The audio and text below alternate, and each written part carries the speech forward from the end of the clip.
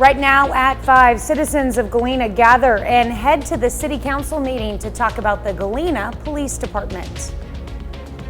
After our thunderstorms yesterday, we've got an alert day today for heat advisories and heat index values up to 110. We're going to look at that forecast coming up. And homeless students in Joplin receive some help, all thanks to a grant. The 4 states' most watched news starts now.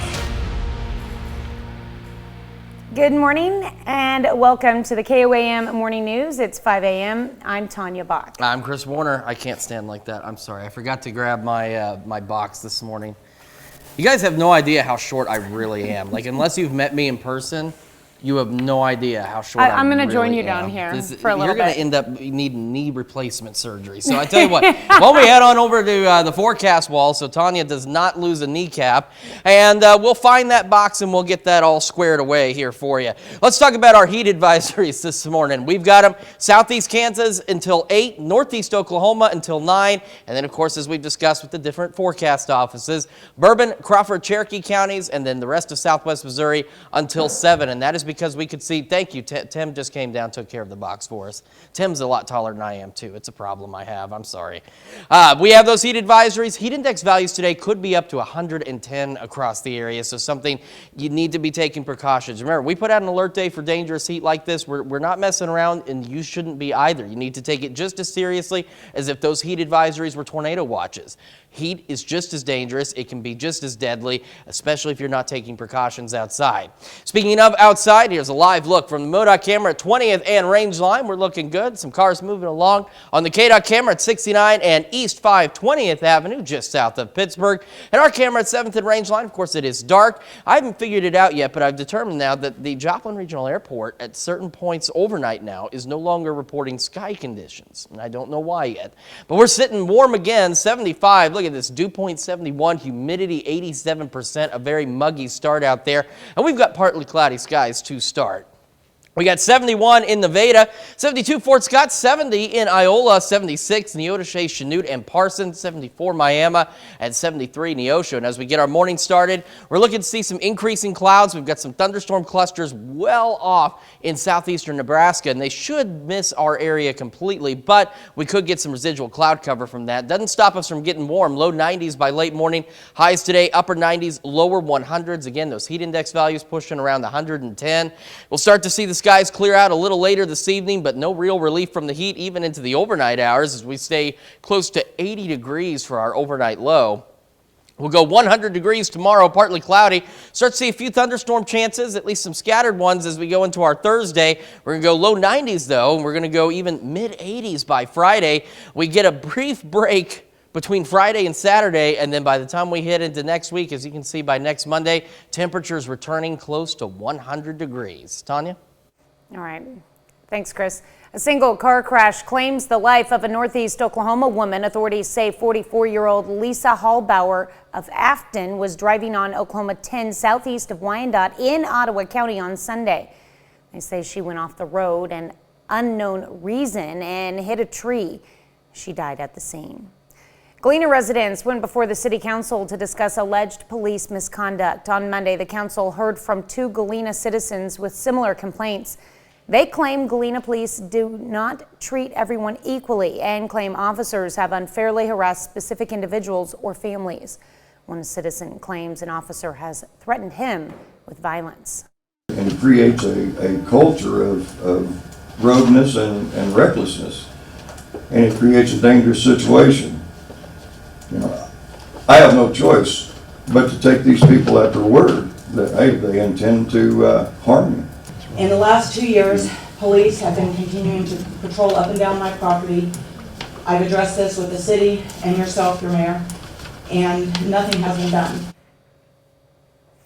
Last night, the council did not take any action concerning the allegations during the open meeting. We were unable to get comments from the police chief, council members, or mayor. Homeless students in Joplin are getting some help. The Missouri Department of Elementary and Secondary Education is giving Joplin schools grant funding. It'll go towards aiding resources for homeless students. The Education of Homeless Children and Youth subgrant is providing Joplin schools with $200,000 per year for 3 years. That totals $600,000.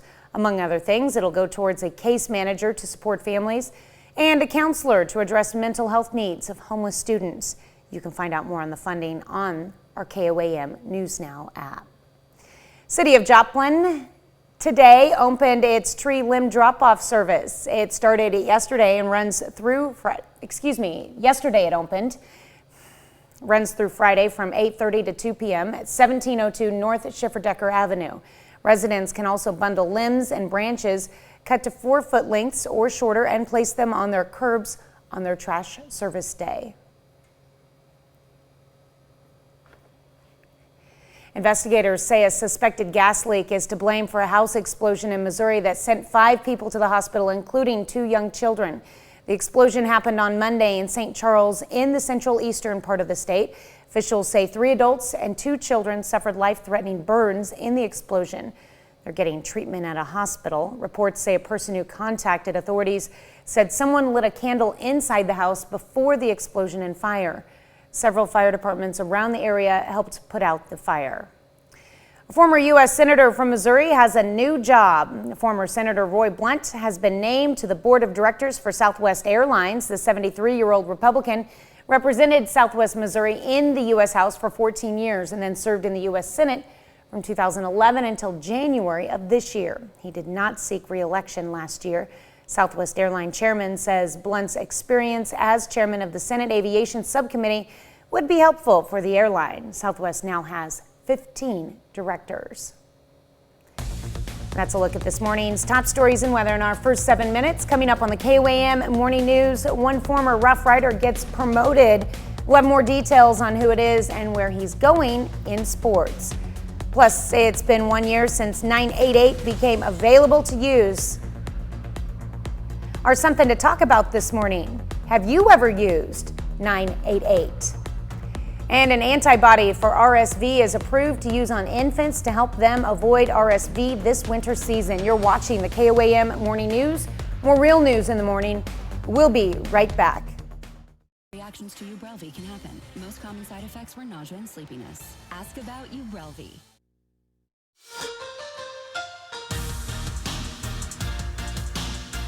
3 years ago, Isaiah Davis was leading Joplin High School to a state title game appearance, which brought him to South Dakota State, where the running back has continued to improve his game until the most recent accolade, which comes today. Davis has been selected to participate in the 2024 East-West Shrine Bowl, a college football all-star game that features 1,000 of the most ready NFL players at the college level.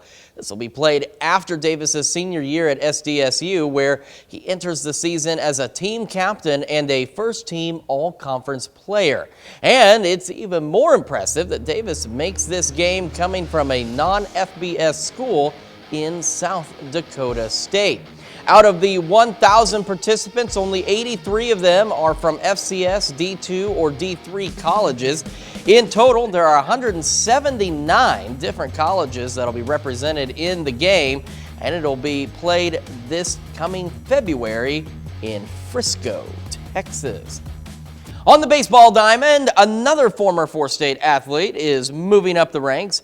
Jacob Mizorowski, who pitched for Crowder Baseball in 2022, got drafted by the Brewers last summer, has been with their High A affiliate ever since. Yesterday, he received a call from a High A to Double A, and he'll be headed to Biloxi, Mississippi, to play for the Biloxi Shuckers. This means he's now just 2 steps away from playing in the big leagues, and it comes just a week after he played in the MLB Futures game, where he turned heads by throwing 11 fastballs, 10 of which were over 100 miles an hour. Now back here locally, the Outlaws with a crucial game at home against the Carroll Merchants as they begin to chase the playoffs and the final week of the regular season. Outlaws in an important one against Carroll at home. Merchants starting pitcher Britton Carnes in a groove early, strikes out Garrett Chun. Then Nixon Brandon hammers one to center, but just short of the fence. Outlaws down 1-0 after 1. Go to the second inning. This is where things fell apart. First questionable call on this steal of second. You'd be the judge at home. couple batters later, RBI single makes it 3-0. Passed ball later in the inning. Merchants opened up a 9-0 lead after 2. Outlaws finally get on the board in the third. Garrett Chun RBI single, Bressler 9-1. Outlaws dug too big of a hole early though. They come back late but lose 10-9. And this result is important because we're beginning the final week of regular season action in the Mink League. Take a look at what the Outlaws have ahead of them. Rematch with Carroll today, doubleheader the day after, crucial 3-game set at Jeff City this weekend, then home against St. Joe before the playoffs start on Monday. Well, still to come, the price of wheat goes up thanks to Russia backing out of a deal when it comes to Ukrainian wheat.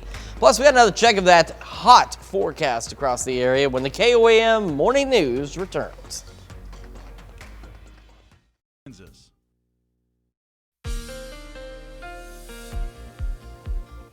Welcome back to the KOAM Morning News, 5:16 now on this Tuesday morning. We have an alert day today, and this is why. We've got dangerous heat once again across the 4 states. We got southeast Kansas, heat advisories through 8, northeast Oklahoma, they run until 9, and then Bourbon, Crawford, Cherokee counties, and southwest Missouri, these heat advisories run until 7 tonight. We're talking heat index values today, approaching 110 degrees out there for some of us. MoDOT camera 20th and range line. It doesn't look like it's hot yet, but it is going to heat up quickly today. Same from the KDOT camera at 69 East 520th Avenue. Not a bad start today. It is warm and it is already muggy out there. And once these temperatures climb, this feels like temperature is going to climb right along with them. 75 in Joplin, partly cloudy. Dew point is already up there, oppressive 71 degrees, and humidity is at 87%. Those two things combined make it absolutely miserable, even this early in the morning. 70 in Iola, 71 in Nevada, 72 Lamar, 73 Pittsburgh, group of 76s, Neodesha, Chanute, Parsons, 74 Miami, and we're sitting at 73 in Neosho. As we get our morning started, we're going to be mostly cloudy. We're going to get some clouds from a storm complex up in southeastern Nebraska. Part of that could clip our far northeastern counties, but I think overall the majority of us will remain dry and rain-free, unfortunately. We'll just get the clouds, and that won't stop it from getting hot. Highs today, upper 90s, lower 100s. No relief from the heat tonight as we go back into the upper 70s, near 80s for our low.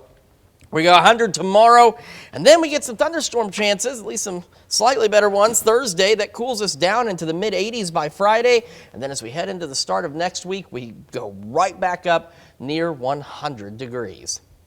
Well, last Sunday marked the 1-year anniversary of 988, the easier to remember number anyone can dial, text, or message through a chat in order to get support through the National Suicide and Crisis Lifeline. Mandy Gaither has a one-on-one interview with the U.S. Secretary of Health and Human Services on the first year of 988 and what needs to happen now to get care to those who need it. It's a milestone. 1 year, 3 numbers, more than 5 million calls, chats, and texts. 988 has become, for those in mental health crisis, what 911 is for states of emergency. While the latest data shows more people are reaching out to 988 than the harder to remember 10-digit number previously used, the Lifeline has been impacted by a national shortage of mental health professionals. It makes it doubly tough. Fortunately, we've worked really hard to make sure that at 988, we continue to build the workforce so we can make sure we're answering those calls, texts, and chats. Javier Becerra, the U.S. Secretary of Health and Human Services, says work is being done to help those most at risk for mental health struggles, including a pilot program aimed at the LGBTQ+ community. If you signal that you're interested in hearing from someone who understands where you're coming from, we can do that. Veterans, it's the same thing. We have a queue if you're a veteran. 988 callers can also speak to someone in Spanish, and Becerra says starting this week they can text and chat in Spanish as well. What we continue to do at 988 is try to build out the capacity with people that are very similar in circumstance to those that are calling in. The focus now, getting callers the professional help they need after reaching out to 988. And that's where we have to work hardest, is because we have to make sure that if someone is willing to say, I'm reaching out to you before I go in the wrong direction, that we can then follow up with the services that they need. Now, while the National 988 Lifeline has received millions of calls over the past year, a survey by the Pew Charitable Trust released in May suggests many people still haven't even heard of 988. Of the more than 5,000 U.S. adults surveyed, only about 13% reported being aware of the 988 Suicide and Crisis Lifeline and how it's intended to connect mental health crisis counselors with people who call or text the 3-digit number. That brings us to our question for you this morning. Have you ever had to use 988? Yes or no? Make sure you take time to vote through our website, through the app. Take part in discussion on our Facebook page. We'll be back with Health Watch right after this. News now. Topping Health Watch this morning, e-cigarettes could pose dangerous health risk, and that's according to a statement issued Monday from the American Heart Association. Organization is now calling for more research on the short and long-term side effects of using these products. Aside from nicotine, they say the solutions could contain other harmful solutions that the user is not aware of or understands. Current research on heart attack or stroke risk is limited, and many studies are conducted in people who have used traditional cigarettes or in younger people whose risk of these health problems is lower. Alzheimer's disease is most common among seniors in the east and southeastern regions of the U.S., and that's according to new data shared at the Alzheimer's Association International Conference. At the state level, Alzheimer's rates are highest in Maryland, followed by New York and Mississippi. Going even more local, in Baltimore and the Bronx, 1 in 6 seniors have the disease. According to the report, the risk for Alzheimer's increases with age. Women are also more likely to have the disease than men. Experts say this information can help public health leaders plan for an aging population. And a second drug to delay the progression of Alzheimer's disease may soon be approved in the U.S. Donanemab, produced by Eli Lilly, could be on the market by the end of the year. It would join Leqembi, which the Food and Drug Administration gave full approval to this month. Leqembi is the first prescribable drug proven to slow the loss of memory and ability to do daily tasks that Alzheimer's brings. It is the leading cause of death. Motor vehicle crashes kill hundreds of children every year, but the right car seat can greatly reduce risk of injury and death. However, hospitals across the country are finding more counterfeit and fake car seats. Andy Gaither has more on the dangers and how you can spot a knockoff. On the road, it's the best way to keep a baby safe, but some parents may unknowingly be putting their child in danger. Counterfeit car seats are made of cheaper, flimsier materials, and they are unable to withstand the crash forces that happen in a crash. Courtney Gleaton with Orlando Health says last year the hospital system found 42 counterfeit car seats and 34 foreign-made car seats during inspections. They're on track to match those numbers again this year. They are not federally regulated in the U.S. and are therefore not safe to use for your children. Many of the knockoff car seats are bought online, so Gleaton says not to buy from a third party. And before you spend money on a travel system, zoom in on the product picture to check the labels. All car seats in the U.S. are going to have English and Spanish labels, not just photographs of them. If you already have a car seat for your child, check the straps and anchoring parts. If there are no lower anchor attachments or a chest clip, it might be counterfeit. Finally, read the label. All federally compliant car seats should say that it conforms to all applicable federal motor vehicle safety standards. If it did not come with a registration card or a car seat manual, that could also be an indicator that it's counterfeit. And if you're worried about your car seat, Gleaton says to get with a trained technician in your area who can make sure your seat is safe. Gleaton says you can find a nationally certified child passenger safety technician in your area by logging on to safekids.org and clicking on car seat checks. Well, some good news for parents with infants hoping to steer clear of RSV this winter. The Food and Drug Administration just approved an antibody to protect newborns from the respiratory virus. Nirsevimab is not a vaccine. It's a ready-made antibody that can bind to the virus and block it from infecting healthy cells. It's given as a single injection before RSV season, which usually peaks in the fall and winter. Infants up to 24 months of age who remain vulnerable through their second RSV season can get a second injection. A new study indicates having young children watch a gun safety video might protect them better when they are around firearms. More than 220 kids ages 8 to 12 participated in the study conducted by researchers at Ohio State University. And researchers believe watching the video helped change some children's behavior around guns. The study found children who watched the gun safety video were 28% less likely to touch a gun that they found hidden in a drawer, and 20% were less likely to pull the trigger. Guns are the leading cause of death for kids and teenagers in the United States. More than 2,500 children die from guns every year.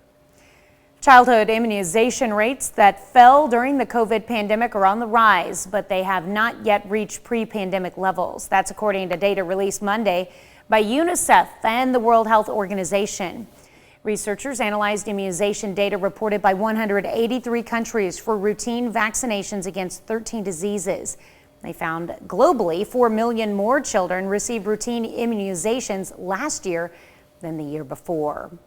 That's a look at some of today's top health stories. You're watching the KOAM Morning News. And we've got an alert day today for dangerous heat as temperatures go near or above 100 degrees. Heat index values could be as high as 110. We'll have another full look at your forecast when the KOAM Morning News returns.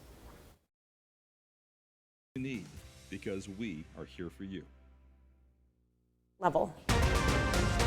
Right now at 5:30, if you're craving food trucks, then look no further than Joplin as the city is getting a food truck park.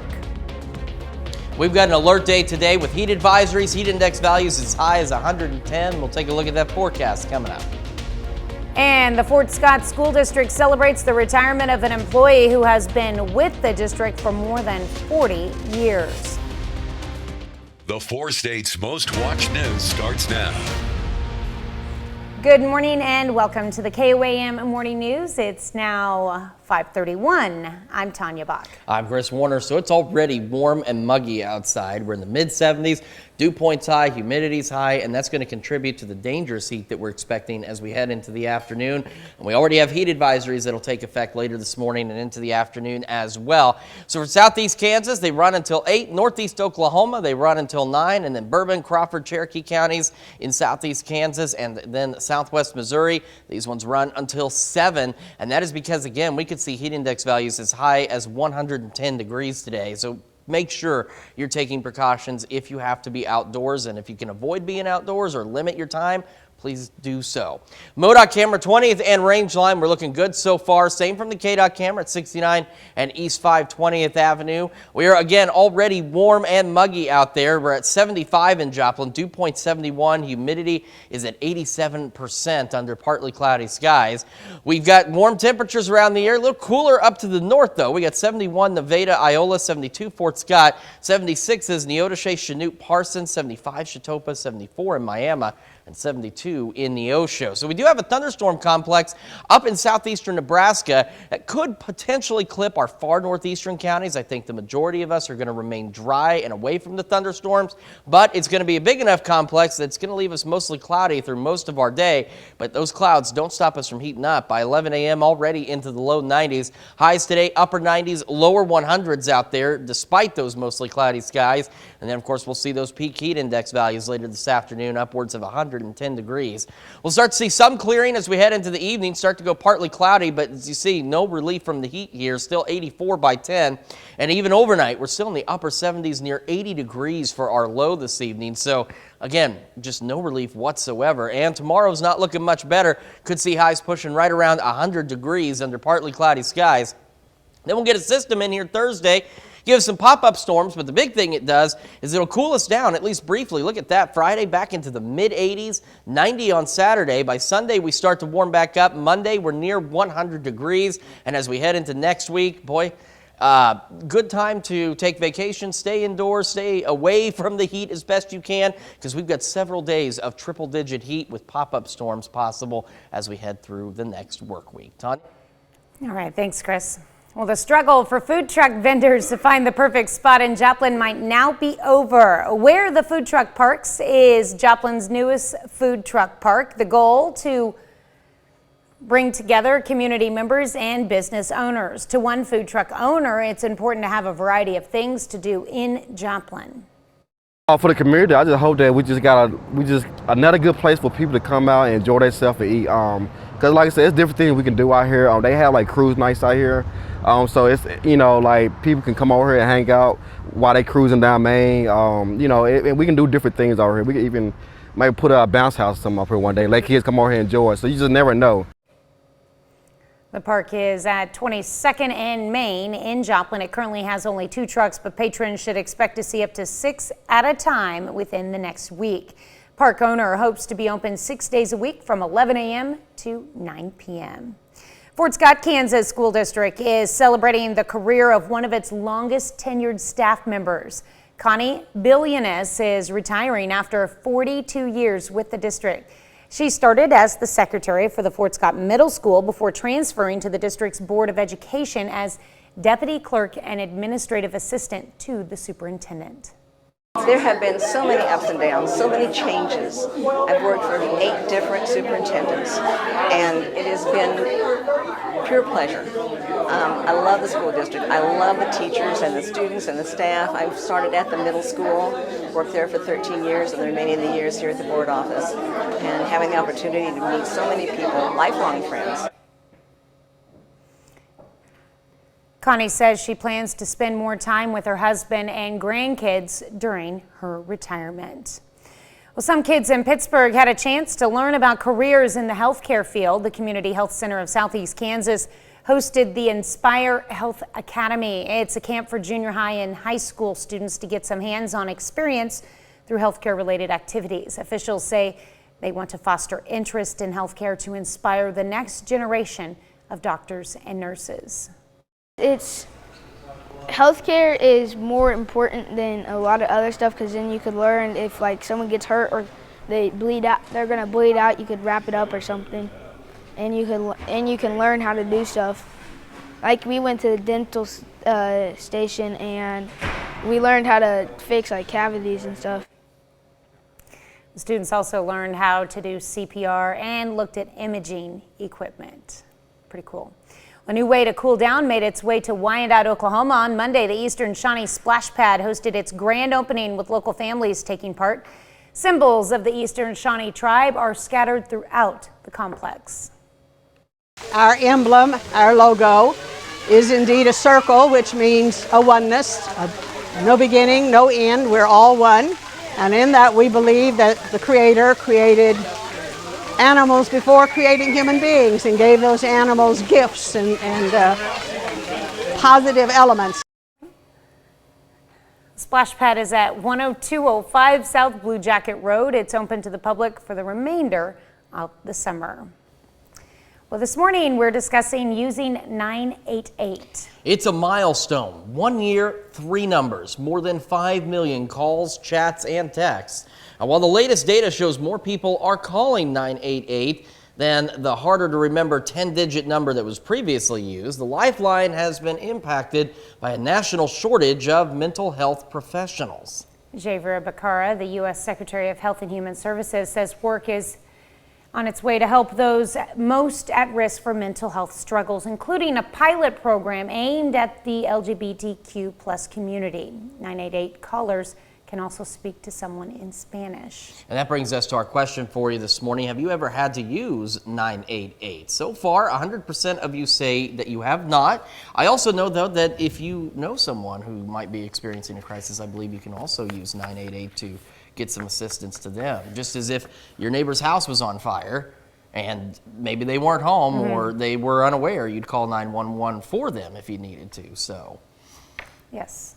Definitely don't be afraid to call, for sure. Absolutely. And if you are experiencing for. a mental health crisis, absolutely make sure you take time to call or text that number. 3 simple numbers, 988.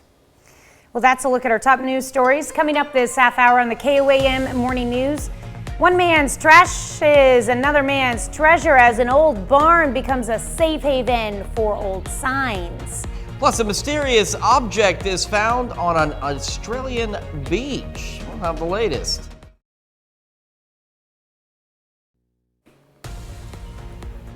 Topping World Watch, at least 9 people have been killed in a building collapse in Egypt's capital. A 5-story apartment building collapsed in Cairo on Monday, leaving a massive pile of cement and debris. Emergency and rescue personnel are searching through the rubble for possible survivors. 4 people were reportedly taken to a hospital, and police evacuated a neighboring apartment building as a precaution. Cairo's deputy governor said a preliminary inspection found the collapse was caused by a ground floor resident who removed a number of walls during earlier maintenance work. He's now detained for questioning.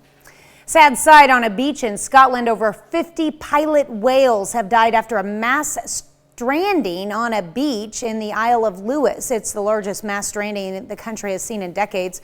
Only 1 whale is believed to have survived the ordeal. One whale expert from the British Divers Marine Life Rescue said pilot whales are known for their strong social bonds, so if one whale is in distress, the pod will follow. Marine experts will begin examining the bodies of the whales to try and determine the cause of the stranding.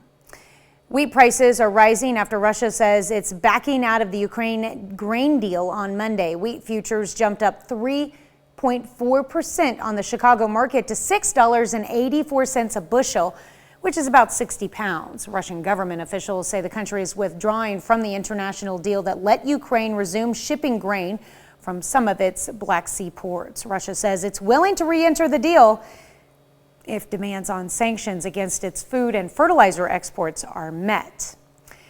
United Nations human rights experts are calling for the release of journalist Evan Gershkovich. Gershkovich has been detained in Russia for more than 100 days following his arrest on espionage charges. The Wall Street Journal and the U.S. government vehemently deny the accusations. UN human rights experts say this is the first time since the Soviet era that Russian authorities have made such accusations against a U.S. journalist. They say it sends a, quote, chilling message to all foreign media. Last week, President Joe Biden said he is serious about freeing Gershkovich from Russia. A mystery object washed up on a beach in Western Australia over the weekend. According to 9 News, local authorities determined the object to be safe. That's after police had initially labeled it as hazardous while they worked with state and federal agencies to determine the risk to the area. That's a look at some of your biggest headlines from around the world. We'll be right back.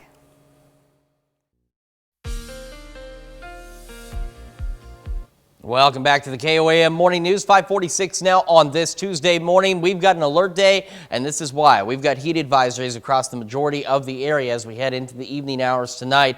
So for Bourbon, Crawford, Cherokee counties, and then into southwest Missouri, these run until 7 o'clock. For the rest of southeast Kansas, these run until 8, and for northeast Oklahoma, these heat advisories run until 9, and that is because we've got heat index values going to be pushing 110 degrees out there. So you need to take this very seriously. You need to make sure you're taking precautions, staying hydrated, as it is going to be very hot as we head and very muggy as we head into the afternoon hours today. We also have a thunderstorm complex that's way off to our north that could clip our far northeastern counties. If it did, there might be a thunderstorm or two, but I think overall the majority of us are going to remain dry. However, because of this complex, we may see some extra cloud cover, but despite that cloud cover, still going to be hot today.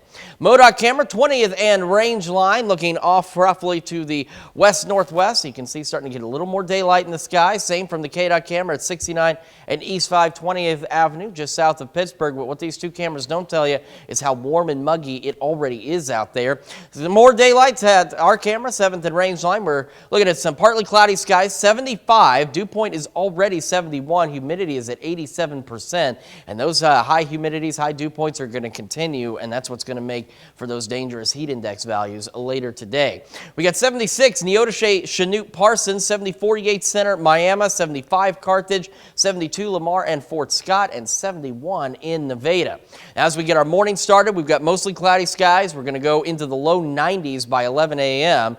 And as we head into the afternoon, if those low 90s are any indication, we're going to go upper 90s, lower 100s for the afternoon highs. And again, those heat index values anywhere from 105 to 110.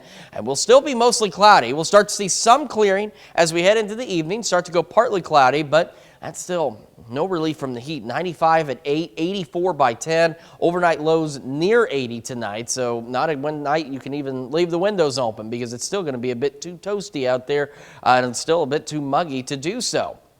Once we head into our Wednesday, again, no significant relief there as we go near 100.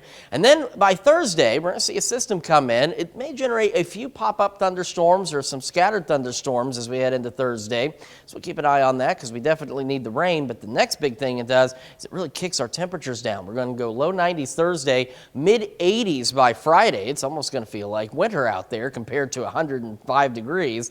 Then we go into Saturday, a little bit warmer, right around 90. Then we go to Sunday, a few more pop-up storm chances, mid-90s, and that sets the stage for us to continue to warm as we head into next week. I mean, look at these. First off, overnight lows right around 80 degrees next week, and as we go through each day next week, not only do we have the pop-up storm chances, which we definitely need that rain, but worse off, we have temperatures sustaining into the lower 100s next Tuesday, Wednesday, and Thursday. So dangerous heat indeed across the area, especially today. You need to make sure you're taking precautions, make sure you're staying hydrated, and limit your time outdoors wherever possible.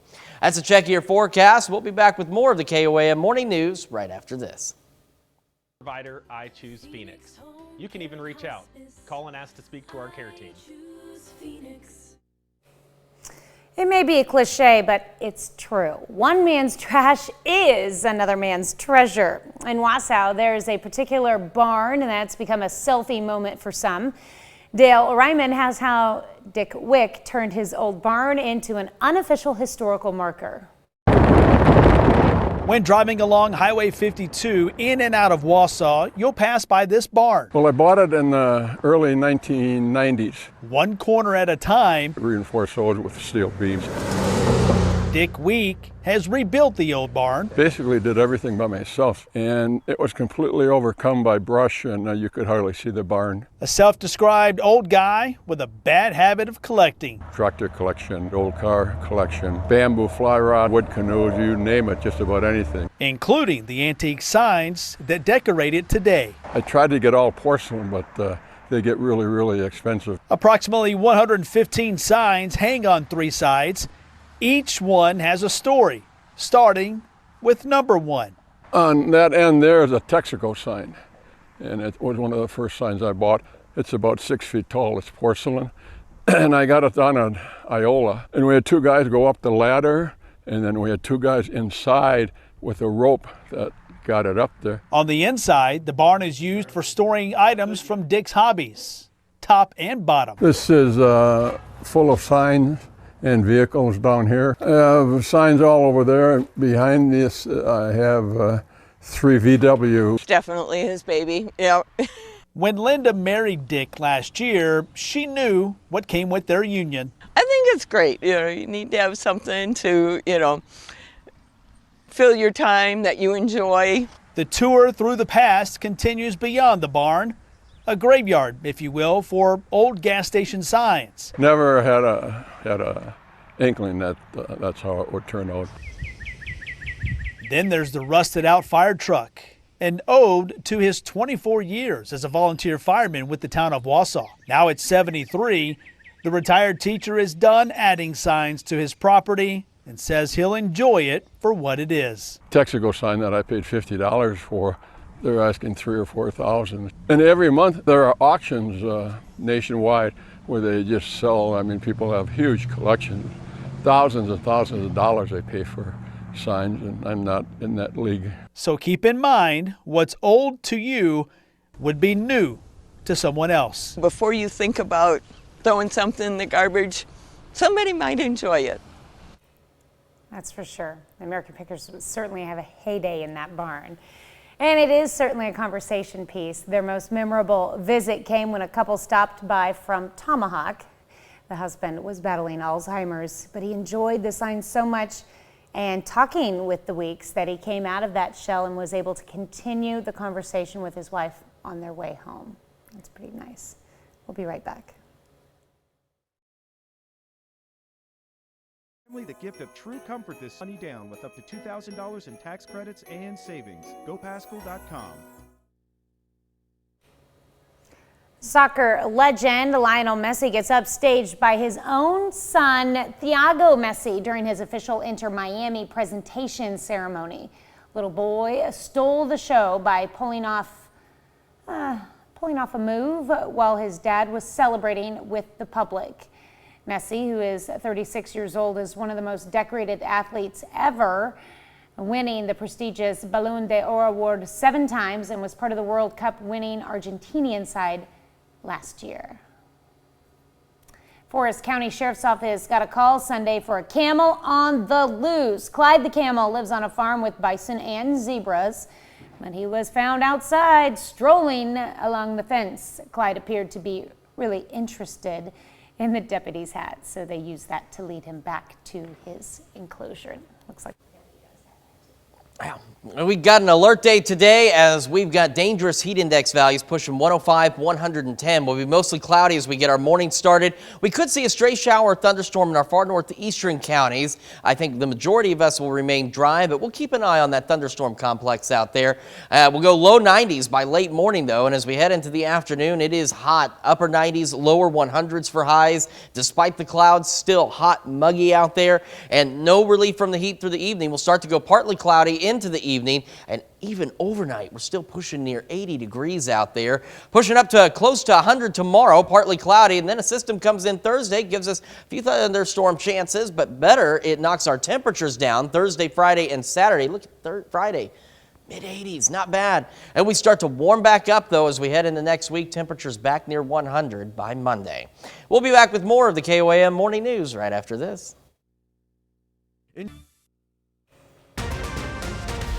right now at 6, Joplin adds resources to address the needs of the city's homeless students in the form of finances and support personnel.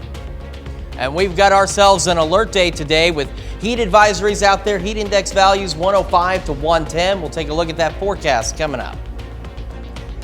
And it's tears and celebration as the Fort Scott School District marks the end of an era by saying goodbye to one of its longest tenured staff members. The 4 states' most watched news starts now. Good morning and welcome to the KOAM Morning News. I'm Tanya Bach. I'm Chris Warner. Just after 6 a.m. on this Tuesday morning, and boy, it is a toasty one across the 4 states. It's already warm and muggy outside, and it's only going to get worse as the day goes on. And as such, we've got heat advisories that'll go into effect as we head into the afternoon hours. For southeast Kansas, and they go until 8. Northeast Oklahoma, they run until 9. And then Bourbon, Crawford, Cherokee counties in southeast Kansas, and Southwest Missouri, these will run until 7 this evening. So you need to take this seriously. Make sure you're staying hydrated, stay indoors if you can, take frequent breaks if you have to be outdoors, and just be cautious with the heat and humidity we're expecting for us today. MoDOT camera, 20th and range line. We are looking good so far, and same from the KDOT camera at 69 and East 520th Avenue. And our camera at 7th and range line, got some cloud cover out there. We're sitting at 73, partly cloudy skies. We're down a couple of degrees from earlier, but that dew point's still up there at 70. Humidity is at 90%, and that's what's going to make for our dangerous heat index values as we head into the afternoon hours. We had 71 Iola, Nevada, 72 Fort Scott, Lamar, 76 is still in Neodesha, Chinook, Parsons, 75 Chitopa, 74 Miami, and 72 down in Neosho. As we get our morning started, we're going to go with mostly cloudy skies, heading into the low 90s by 11 a.m., with highs today pushing the upper 90s to lower 100s out there. And of course, as we mentioned, those heat index values pushing upwards of 105 to 110 degrees across the area. We'll start to see some clearing this evening. We're going to go partly cloudy. No relief from the heat, though. I mean, look, 95 rather at 8, 84 at 10. Overnight lows pushing near 80 degrees as we go into the evening hours. And then tomorrow, not much better, pushing close to 100 again. Then Thursday, a system comes in, giving us some thunderstorm chances out there. But it also knocks our temperatures down. Lower 90s, mid 80s on Friday. It's going to feel great. Then as we head into next week, unfortunately, the heat returns by Monday near 100. And as we head toward the rest of the next work week, we've got temperatures lower 100s and some pop-up thunderstorm chances, which means our humidity levels will be up there as well. So you need to make sure you're taking it safe today and make sure you're prepped for next week as well, especially those who do have to work outdoors. Tanya? All right, thanks, Chris. Galena residents take allegations of police misconduct before the city council on Monday. The council heard from 2 Galena citizens with similar complaints. They claim Galena police do not treat everyone equally and claim officers have unfairly harassed specific individuals or families. One citizen claims an officer has threatened him with violence. And it creates a culture of rogueness and recklessness. And it creates a dangerous situation. You know, I have no choice but to take these people at their word that, hey, they intend to harm me. In the last 2 years, police have been continuing to patrol up and down my property. I've addressed this with the city and yourself, your mayor, and nothing has been done. Last night, the council did not take actions concerning the allegations during the open meeting. KOAM was unable to get comments from the police chief, council members, or the mayor. Homeless students in Joplin can soon expect some help. The Missouri Department of Elementary and Secondary Education is giving Joplin schools grant funding. It'll go towards aiding resources for homeless students. The Education of Homeless Children and Youth subgrant is providing Joplin schools with $200,000 per year for 3 years. That totals $600,000. Among other things, it'll go towards a case manager to support families and a counselor to address mental health needs of homeless students. You can find out more on the funding on the KOAM News Now app. Fort Scott, Kansas School District celebrates the career of one of its longest tenured staff members. Connie Billionis is retiring after 42 years with the district. She started as the secretary for the Fort Scott Middle School before transferring to the district's Board of Education as deputy clerk and administrative assistant to the superintendent. There have been so many ups and downs, so many changes. I've worked for 8 different superintendents, and it has been pure pleasure. I love the school district. I love the teachers and the students and the staff. I've started at the middle school, worked there for 13 years, and the remaining of the years here at the board office, and having the opportunity to meet so many people, lifelong friends. Connie says she plans to spend more time with her husband and her grandkids during her retirement. Former Missouri Senator lands a new job. Southwest Airlines names former Senator Roy Blunt to its board of directors. 73-year-old Republican represented Southwest Missouri in the U.S. House for 14 years and served in the U.S. Senate from 2011 until January of this year. He did not seek re-election last year. Southwest Airline chairman says Blunt's experience as chairman of the Senate Aviation Subcommittee would be helpful for the airline. Southwest now has 15 directors. Only 6 Republican presidential candidates are qualified at the moment for the first GOP primary debate next month. Former President Trump is one of them, but with a big lead in polling and fundraising, it's possible he may skip out. Skylar Henry has the latest fundraising numbers and what the Biden campaign is keeping its eye on. Florida Governor Ron DeSantis criticized President Biden at the Christians United for Israel summit in Virginia on Monday.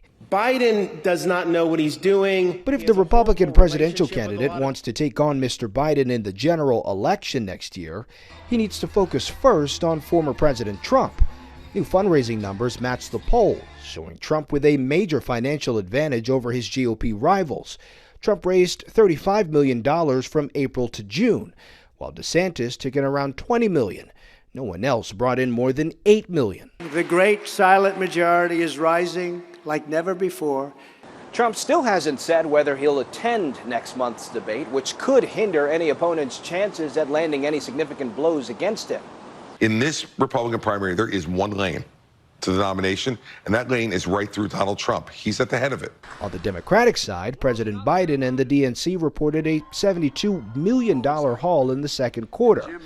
So while money isn't an issue for the Democrats, they're closely watching the No Labels organization.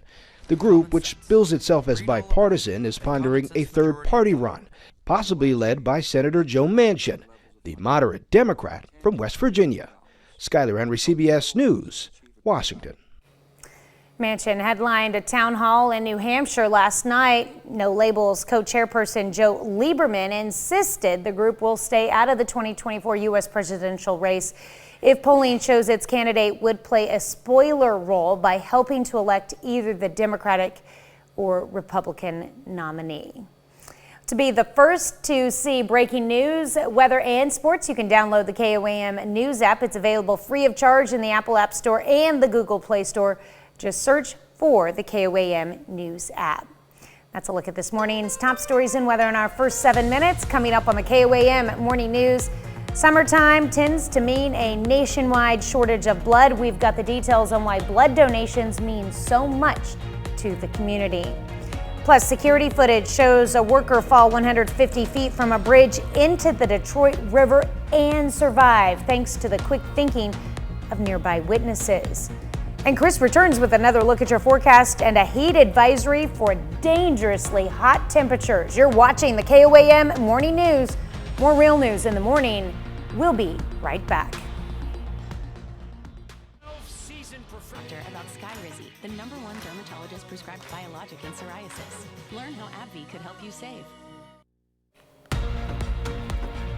Topping Nation Watch this morning, health officials are urging Americans to take precautions to avoid getting overheated in a summer heat wave that hasn't loosened its grip on much of the South and West. Phoenix is enduring day after day of temperatures of 110 degrees or higher, and Miami had its first ever extreme heat advisory. Police say they found more than 200 guns in a vault in the basement of accused serial killer Rex Heuermann's Long Island, New York home. Investigators are executing search warrants at multiple nearby storage facilities looking for more evidence. Heuermann is charged with the murders of 3 women, all sex workers. Prosecutors say he is also the prime suspect in the killing of a 4th woman. And the FAA is investigating what caused an emergency slide to fall from a United Airlines jet near Chicago's O'Hare Airport.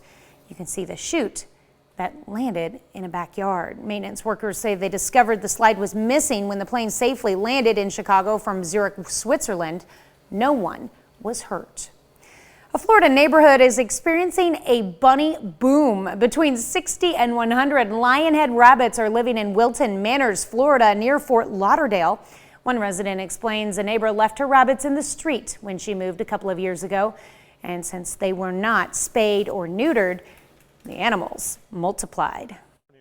The first thing I do is get up and cover up the holes and chase them out of the backyard too. But, you know, I'd like them. But I just wish they would live somewhere else. And with their thick fur, the rabbits are not safe outside in the Florida heat. Residents are trying to raise thousands of dollars to rescue them and find them homes. Security video shows a worker's fall from a bridge 150 feet down into the Detroit River. Remarkably, that man survived and is now recovering. As Faraz Javed shows us, witnesses' quick thinking saved his life. July 12th at 3:56 p.m., a person can be seen falling from the Ambassador Bridge. Watching it all unfold, this family rushes to nearby J.W. Escott for help. Somebody just staying into the water. They was working. In seconds, rescue was underway. You can see 3 mailboat crew members jumping into action immediately. Hitting the starboard side hard was Captain Sam Buchanan. There was probably at least 20 people in this berth that were all yelling and pointing towards where he was at to help us. So I thought it was pretty cool how the Detroiters just all came together to rescue this man that nobody knows. Identified first by the 7 Action News team, Spencer from Ontario, Canada, was brought back to safety. Here you can see the boat back at the port and the Detroit Fire Department transporting Spencer to an area hospital. He just said that he was working on the bridge and he didn't know what happened to him. We just told him, we said, you know, you fell from the bridge and we're here and we pulled you out of the river. Meanwhile, Spencer's fiancée, Shanae, will forever be grateful for the heroic efforts put in that day by Detroiters. I can't thank them enough for bringing him back home to me and our daughter. It means more to me than I can't even put into words.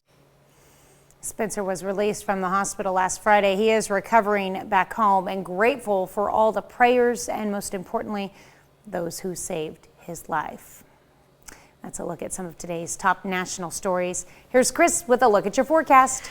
Yeah, we've got ourselves an alert day today for dangerous heat. We've got temperatures pushing into the lower 100s, heat index values 105 to 110. As such, we do have heat advisories out there for the majority of the area. Southwest Missouri, parts of southeast Kansas until 7, the rest of southeast Kansas until 8, northeast Oklahoma until 9. On top of that, though, we do have some scattered thunderstorms. Take a look at this guy now, just pushing off to the east-southeast of Stockton. We also have some thunderstorms with a complex up around the Kansas City area that we're keeping an eye on, and we've got a bigger complex that is beginning to develop and push off to the southeast as well. And as such, though, we do have a limited risk for maybe a strong storm or two across the area, primarily in our northeastern counties. We'll take another look at your forecast when KOAM Morning News returns.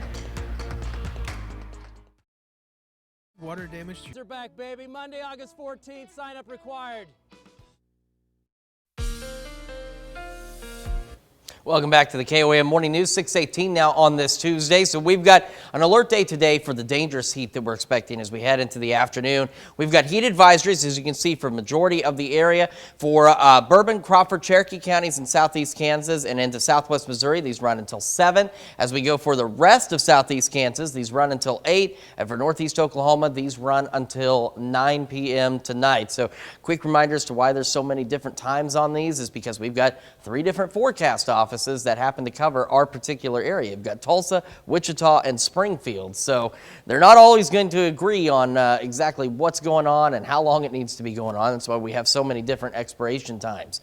Taking a look at the Skywatch Storm Tracker, 90% of what you're seeing on here is not actually occurring. The only thing that's occurring right now is this little guy that was over to the east of Stockton and is continuing to push off to the east-southeast. And up to our north, we've got this complex of thunderstorms, which is around the St. Joseph area, north of KC, and you can see a little bit trying to develop on that. This is what could possibly clip the northeastern portion of our viewing area, but in all honesty, the expectation is, and if you watch the path, is it's going to completely miss us at this point. We have some development taking place in central Nebraska, but even if it held together and continued, it's going to follow that same course and should miss us. However, at least right now, the Storm Prediction Center has put up a low-end risk for some stronger storms. So you can see there's this barely clipping us, this low end risk for a tornado. We got the low risk for maybe some small hail out there and maybe some gusty winds in the northeastern part of our area. But again, that's all assuming any of that by Kansas City can expand at all. And the expectation, though, is it will not. But we'll keep an eye on it for you through the morning because we saw what happened with that one thunderstorm. It was actually dying in Kansas yesterday, but once it got down here into a much more rich, unstable environment, it took off and then generated additional thunderstorms off of that. So you never know what Mother Nature's going to throw at you sometimes. MoDOT camera, 20th and Range Line. We're still got some cloudy skies, but not too bad. 69 and East 520th Avenue, KDOT camera there. All right. These clouds are off of that thunderstorm that's up near the Stockton area and pushing off to the east, but it's just enough that it's blocking out the sunrise this morning. You can see the beams trying to get through, but just not making it through. We're at 73 in Joplin. Dew point's already at 70. Humidity's at 90%. So we do have a lot of humid air out there, making it very muggy this morning, and it's going to be even worse later today. 73 in Carthage, see 71 up in Stockton, Nevada, 72 in Fort Scott and Iola, 75 Chanute, 76 is Neoda, Shea Parsons, and 74 in Miami. Now, as we get our morning started, we're expecting to be mostly cloudy because, as you see, we're getting ample cloud cover from those thunderstorms. We're just not seeing much out of them. But despite that, we're still going to go low 90s by late morning. And as we head into the afternoon, highs today, upper 90s, lower 100s, heat index values 105 to 110. No relief from the heat as we head into the evening. In fact, we go partly cloudy through the evening and overnight, and we have lows back in the upper 70s near 80. We're going to go near 100 again tomorrow, then some thunderstorm chances Thursday, cooler Thursday, Friday, and Saturday. Friday, mid-80s, and then as we start into next week, temperatures warm right back up again. By Monday, we're near 100. Let's check your forecast. We're back with Health Watch right after this. Hospitals in Miami and Grove. Integris Health, partnering with people to live healthier lives. Topping Health Watch this morning, Alzheimer's disease experts are revamping the way doctors diagnose patients with their memory-robbing disorder. Under the proposed guidelines, a rating scale will assess disease progression. similar to the different stages used in cancer diagnoses. Guidelines also eliminate the use of terms like mild, moderate, and severe. New research shows Black patients with implantable cardioverter defibrillators tend to be significantly younger than white patients and also have a higher rate of cardiac events even with the device. A study from the University of Rochester also found the risk of death for Black patients is twice as high despite having an ICD. Study's authors say the results indicate Black patients should be monitored closely and treated as early as possible. Cancer experts unveiled new guidelines to assess the needs of older patients before prescribing chemotherapy and other treatments. The updated recommendations, published in the Journal of Clinical Oncology, calls for a geriatric assessment, which includes evaluating the physical and cognitive abilities of patients 65 and older to guide treatments. Tragedy can strike at any time. It's for this reason many blood centers say donating blood is so important. Taylor Martin has more.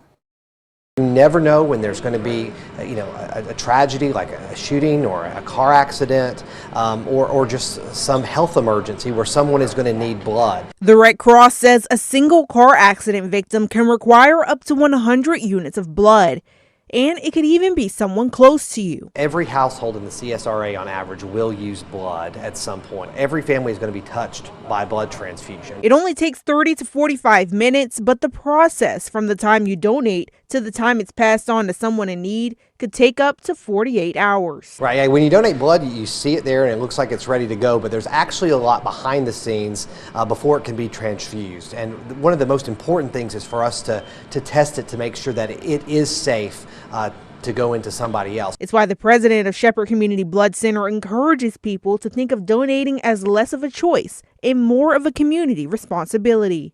It's not a choice. Blood has to be there. It has to be available. And now, in the height of summer, is the best time to become a donor. Unfortunately, we hear, it seems like more and more of these violent acts that are happening all over the country and also here in the CSRA. And so it may be even more important than ever to make that blood donation. If you're interested in giving blood, you can contact the Red Cross at redcross.org. Many communities in the 4 states have a dedicated location that you can go to for blood donations. A quick internet search will show you where they are and when they are open. That's a look at some of today's top health stories. You're watching the KOAM Morning News. And we've got ourselves an alert day today for dangerous heat across the area. Temperatures this afternoon pushing 100 to right around 100 degrees, and heat index values could be pushing as high as 105 to 110. We're also keeping the eye on some thunderstorm chances out there as well. They're fairly low, but we are monitoring that. We'll have more on your full forecast when the KOAM Morning News returns. Doors Banquet. Right now at 6:30, some area kids got an up-close and personal chance to learn about the healthcare system thanks to the Inspire Health Academy. We've got ourselves an alert day today. We have heat advisories across the area. Heat index values could be as high as 110. We've also got a slight chance of a thunderstorm or two. We'll take a look at all that coming up. And the 4 states has a new way to beat the heat in Wyandotte, Oklahoma, as the Eastern Shawnee Splash Pad gives the city a place to cool down.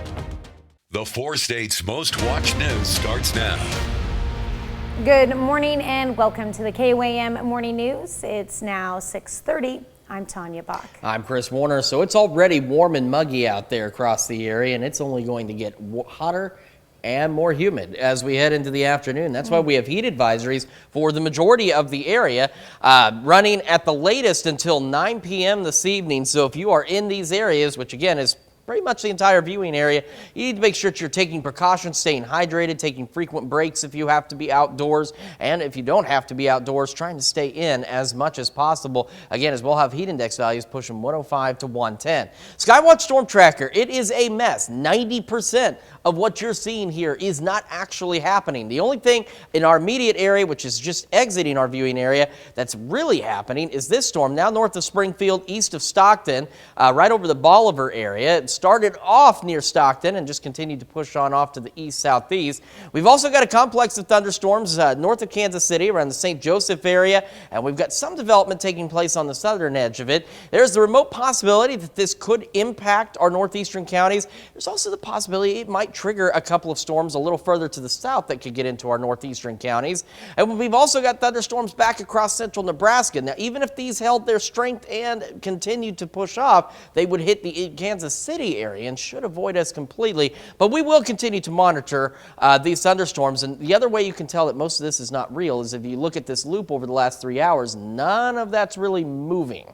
So we'll keep an eye on all that. As such, though, we do have a low wind risk for some stronger storms. You can see a low tornado risk barely clipping us here. We've got a low wind risk for some small hail and maybe some gusty winds out there as well. And we'll see how this progresses through the morning hours.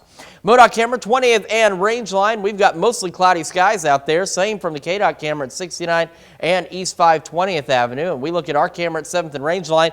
This is the top edge of that thunderstorm as it continues to push off to the east. But even then, we still have mostly cloudy skies already across the area. 73 in Joplin, dew point humidity both high. It's already fairly muggy, and it's going to continue to be that way as temperatures rise. 71 Lamar, 73 Carthage, Pittsburgh, 76 in Parsons, Neodesha, and 75 Chatopa, Miami. So as we get our morning started again, mostly cloudy skies, low 90s by 11. We head into the afternoon, highs today, upper 90s, lower 100s, and can't emphasize it enough, heat index values 105 to 110 out there, so make sure you're taking precautions. And as we head into the evening, we go partly cloudy, but no relief from this heat. Still 84 by 10, overnight lows tonight, upper 70s, pushing near 80 degrees. We will get a break from the heat before more of it comes back. We'll take another look at your forecast here in a few more minutes. Tanya? All right, thanks, Chris. Investigators blame a suspected gas leak for a house explosion in Missouri that sent 5 people to the hospital, including 2 young children. The explosion happened Monday in St. Charles in the central eastern part of the state. Officials say 3 adults and 2 children suffered life-threatening burns in the explosion. They are getting treatment at a hospital, and reports say a person who contacted authorities said someone lit a candle inside the house before the explosion and fire. Several fire departments around the area helped put out the fire. Single car crash claims the life of a Northeast Oklahoma woman. Authorities say 44-year-old Lisa Halbauer of Afton was driving on Oklahoma 10 southeast of Wyandotte in Ottawa County on Sunday. They say she went off the road for an unknown reason and hit a tree. She died at the scene. City of Joplin opens its tree limb drop-off service. It started yesterday and runs through Friday from 8:30 to 2 p.m. at 1702 North Schifferdecker Avenue. Residents can also bundle limbs and branches cut to 4-foot lengths or shorter and place them on their curbs on their trash service day.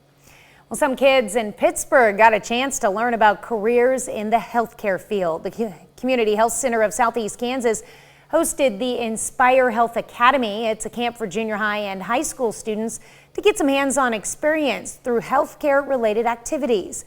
Officials say they want to foster interest in healthcare to inspire the next generation of doctors and nurses, while also making some friends. It's always cool seeing people that are interested in the same field as you, and I've gotten to meet a bunch of really nice people that want to work in the medical field. The students learned how to spot cavities, how to do CPR and first aid, and looked at imaging equipment. A new way to cool down made a splash in Wyandotte, Oklahoma. The Eastern Shawnee Splash Pad hosted its grand opening with local families taking part. Symbols of the Eastern Shawnee tribe are scattered throughout the complex. This is a splash pad that is really the fruition of about 2 years of work and planning. We had so many challenges and so many things we wanted to incorporate here. Our main offices have been downtown, but we're in a floodplain, so one by one we've been having to move programs and buildings up here. That splash pad is at 10205 south of Blue Jacket Road. It's open to the public for the remainder of the summer. A struggle for food truck vendors to find the perfect spot in Joplin might now be over. Where the Food Parks, is Joplin's newest food truck park. Owner Peyton Lane began this venture with the goal to bring together community members and business owners. all the other food trucks have issues trying to figure out where to park if they're not at events or whatever. So we ended up finding this location and just decided that it was probably the best bet to go ahead and create our own food truck park where other local food trucks and mom and pops can set up during the week as well. The park is at 22nd and Main in Joplin. It currently has only 2 trucks, but patrons should expect to see up to 6 at a time within the next week. The park owner hopes to be open 6 days a week from the hours of 11 a.m. to 9 p.m. This morning, we are discussing using 988. It's a milestone. 1 year, 3 numbers, more than 5 million calls, chats, and texts. Well, the latest data shows more people are calling 988 than the harder to remember 10-digit number previously used. The lifeline has also been impacted by a national shortage of mental health professionals. Xavier Becerra, the U.S. Secretary of Health and Human Services, says work is underway to help those most at risk for mental health struggles, including a pilot program aimed at the LGBTQ+ community. 988 callers can also speak to someone in Spanish. That brings us to our question for you this morning. Have you ever had to use 988? So far, still 100% of you say that you have not. So make sure you take time to vote through our website and our app. All right, that's a look at our top news stories coming up this half hour in the KOAM Morning News. New York City looks to reclaim the apple of the tourism world's eye.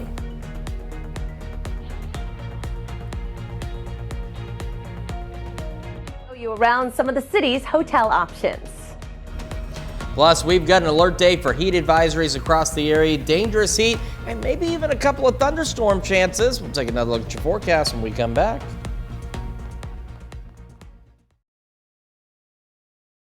Better than this. Silver Dollar City. Discover. Adventure together.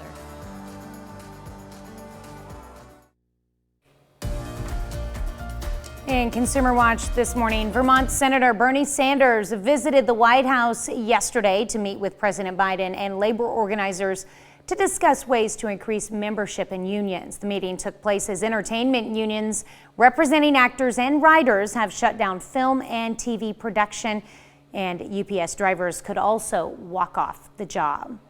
Ford Motors has cut the price of its electric pickup truck, the F-150 Lightning, by up to $10,000. The move comes as major automakers are competing for the attention of electric vehicle shoppers.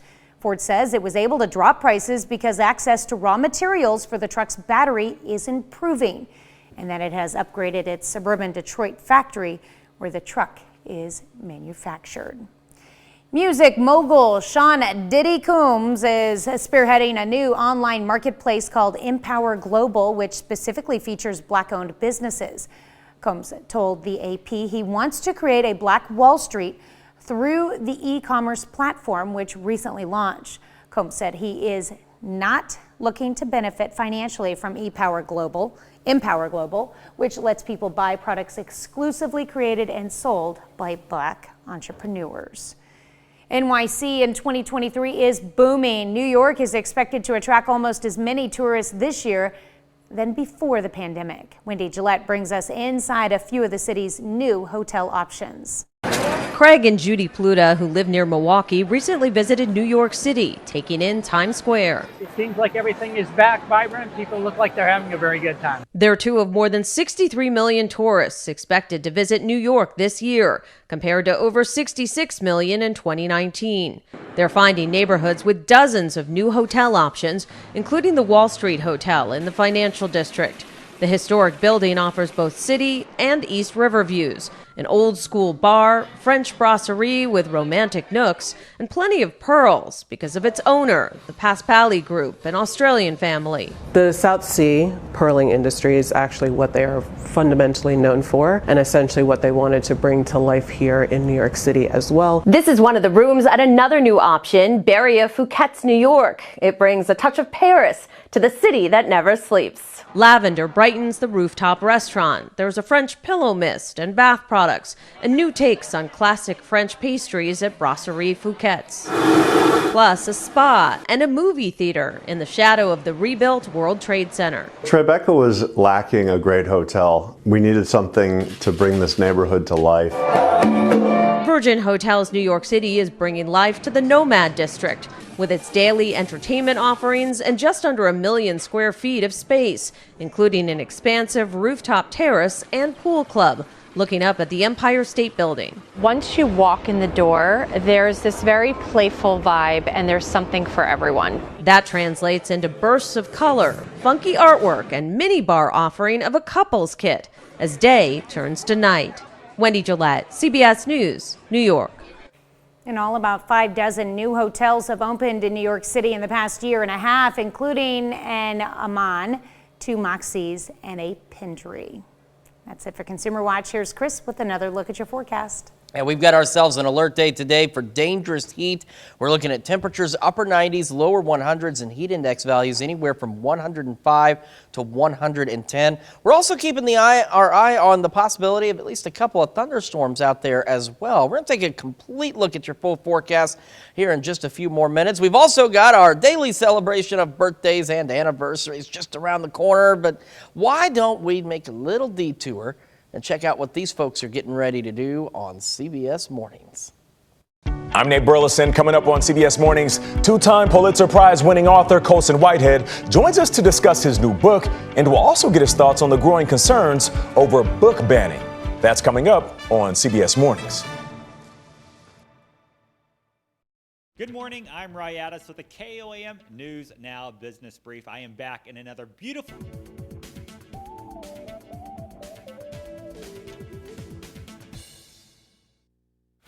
Time for some Tuesday birthdays here in the 4 states, and we're going to begin in Frontenac with Abram Frankenberry, celebrating number 18. Happy birthday from your grandparents. I cannot believe he is already 18 years old. Wow.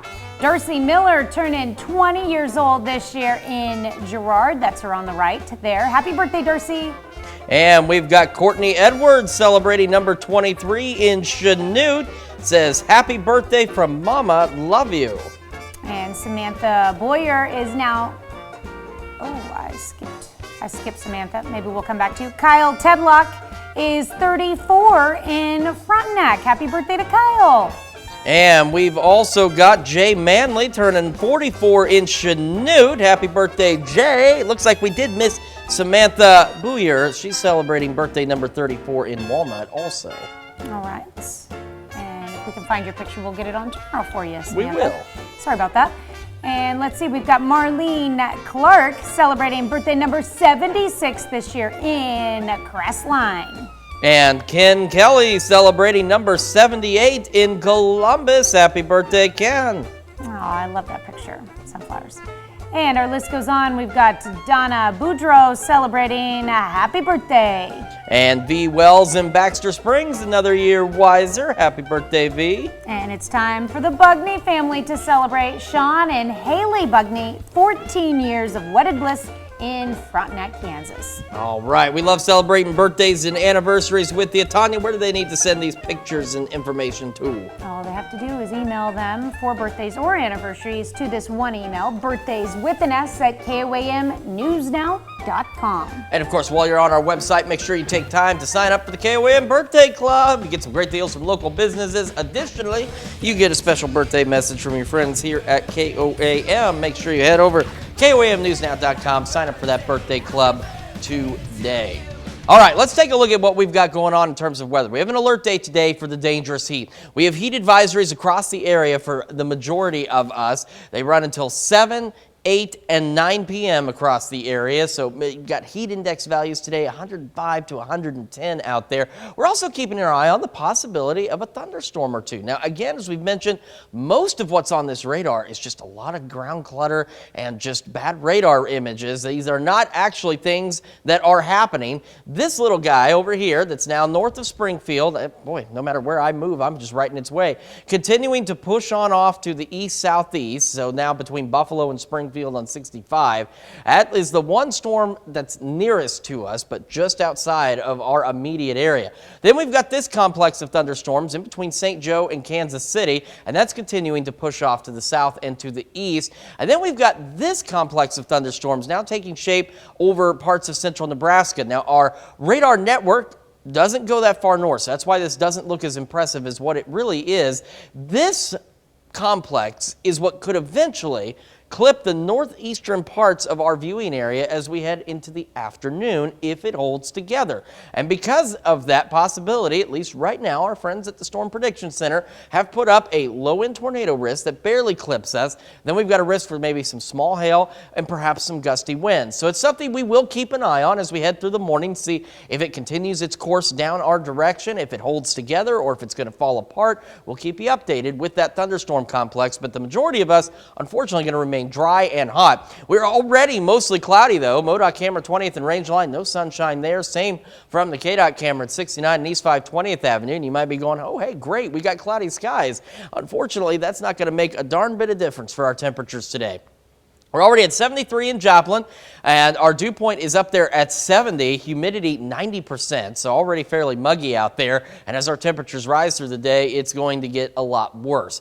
We had 76 Parsons, Neodesha, 75 Chanute, Chitopa, Miami, 73 Fort Scott, Pittsburgh, 72 Nevada, Neosho, and 71 in Monette. As we get our morning started again, we're already mostly cloudy. We should remain that way. We're going to go in the low 90s by late morning. Highs today, upper 90s, lower 100s across the area. Even though there's going to be cloud cover, that's not going to make a darn bit of difference. And as we mentioned, heat index values today 105, 110. Make sure if you have to be outdoors that you're taking frequent breaks, you're staying hydrated, and you're taking precautions. If you don't have to be outdoors today, try your best not to unless it's just absolutely necessary. Partly cloudy skies, though, by the evening. Staying warm, though. Overnight lows near 80 degrees tonight. Tomorrow, not much better, looking to be right around 100, partly cloudy skies. And we get some thunderstorm chances Thursday, and that drops our temperatures back a bit. Low 90s, mid 80s, a 90 on Saturday, so not too bad compared to what we're about to go through. And then as we head into next week, more pop-up storms Sunday and then through next week. Unfortunately, though, those temperatures rise as well back into the lower 100s for a good portion of the next work week. That's a quick check of your forecast, and we're going to look for a place to eat when the KOAM Morning News switches over to Fox 14 at 7 a.m. Anthony Saviello is taking us to Joplin, where the city has a new park dedicated to feeding the needs of local food trucks so they can feed the needs of those looking for something good to eat. And we've got this story and a lot more when we switch over to the KOAM Morning News on Fox 14, and that's not going to leave you hungry. We'll see you at 7. Gift of true comfort this summer with an Queen Sr., a four-state hero. Here's a check of today's top headlines, the news you need to know before you head out the door. A single car crash claims the life of a Northeast Oklahoma woman. Authorities say 44-year-old Lisa Hallbauer of Afton was driving on Oklahoma 10 southeast of Wyandotte in Ottawa County on Sunday. They say she went off the road for an unknown reason and hit a tree. She died at the scene. Galena residents discuss alleged police misconduct before the city council. On Monday, the council heard from 2 Galena citizens with similar complaints. They claim Galena police do not treat everyone equally and claim officers have unfairly harassed specific individuals or families. One citizen claims an officer has threatened him with violence. Some kids in Pittsburgh had a chance to learn about careers in the healthcare field. The Community Health Center of Southeast Kansas hosted the Inspire Health Academy. It's a camp for junior high and high school students to get some hands-on experience through healthcare-related activities. Officials say they want to foster interest in healthcare to inspire the next generation of doctors and nurses. The struggle for food truck vendors to find the perfect spot in Joplin may have ended. Where the Food Parks is Joplin's newest food truck park. The goal? To bring together community members and business owners. That's a check of today's top headlines, the news you need to know before you head out the door. We've got an alert day today for dangerous heat. Heat index values 105 to 110. Temperatures today, upper 90s, lower 100s under mostly cloudy skies. Could see a stray thunderstorm or two. We'll keep an eye on that for you. We're going to go partly cloudy through the evening. No relief from the heat. Overnight lows close to 80 degrees. Near 100 again tomorrow. We've got some thunderstorms Thursday. That cools us off Thursday, Friday, Saturday. And then we have more storms Sunday. Temperatures close to 100 by next Monday. Coming up today at noon, we're making cast iron buttermilk biscuits in the Mr. Food Test Kitchen. All right, and your morning news continues on KOAM with CBS Mornings. New options could protect young children against a potentially deadly childhood virus. Coming up on CBS Mornings, Dr. Celine Gounder shares the latest information for parents on RSV prevention in young children. Or you can switch on over with us on Fox 14, where your only local morning news continues. This morning, Lieutenant Chris Moore and Aaron Fletcher head into our studio to tell us all about upcoming torch run and help kick off state powerlifting and flag football for Special Olympics Kansas. Plus, the interviews continue with Kelsey Keeney from the SEK Humane Society and Charlene Patton from the Kansas Soybean Commission stopping by with a recipe for cherry cheesecake parfait. And you do not want to miss that. And you do not want to miss us. So make sure you join us again tomorrow morning at 5 a.m. And we're going to do it again today at noon.